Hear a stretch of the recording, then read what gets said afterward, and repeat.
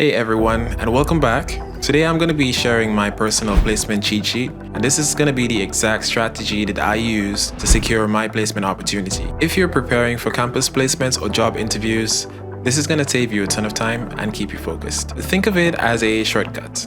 Instead of spending months trying to figure things out, you're going to know exactly where to put your energy. Handling interviews. So you've done the prep, you've applied, and now you've made it to the shortlist. Now comes stage 4, handling the interviews. This is where you get to show companies why you belong there, and it's all about callbacks to confidence. Let's start with first impressions. In tech, the culture can vary a lot. Some may be very casual, others may be more corporate. For virtual interviews, business casual works fine. That means a smart shirt or blouse, a tidy background, and good lighting. For in-person interviews, when in doubt, lean slightly more formal. Smart trousers, a button-up or a modest dress, clean shoes, nothing too flashy or distracting. The focus should be on you and not what you're wearing. Here's a pro tip. If it's a startup or a very casual company, you can tone it down a bit. But always choose clean and intentional over just rolled out of the bed, if you get what I'm saying. Next, preparation.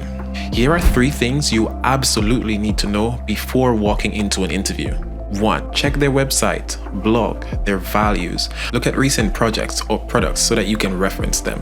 2. Know the role. Study the job description. What skills do they actually want, and what will you actually be doing? This method will keep you informed, and this way you will be able to ask the right questions relating to the job that you are applying for. This one is going to sound very obvious, and sometimes people do forget. 3. Know your CV. Everything on it is fair game. Be ready to explain with confidence and ideally with examples. If you use AI, ensure you read it. Don't go to an interview if you do not know what is on your CV. And if there's a technical test or task, don't be afraid to ask for clarity if the instructions are a bit vague. Understand the format. Is it timed? Will you have to present a solution? Practice similar questions ahead of time. Platforms like HackerRank, LeetCode, or even your old coursework can be gold for this. Now, during the interview itself, I want you to keep these points in mind. Be honest, not perfect.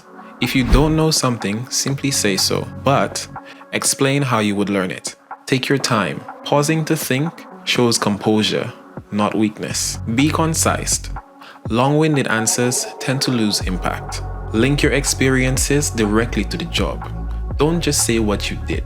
Explain why it matters. And one of the best frameworks for answering behavioral type questions is the STAR technique. Situation, what was the context, task, what needed to be done, action, what did you do, result, what happened in the end. A very good example of this would be, tell me about a time when you had to work under pressure. That is a very common interview question. How would you answer that? In our group project, we had a late start and clashing deadlines. I created a shared task board and set short deadlines, which helped us finish on time. We even scored a distinction. See how that flows?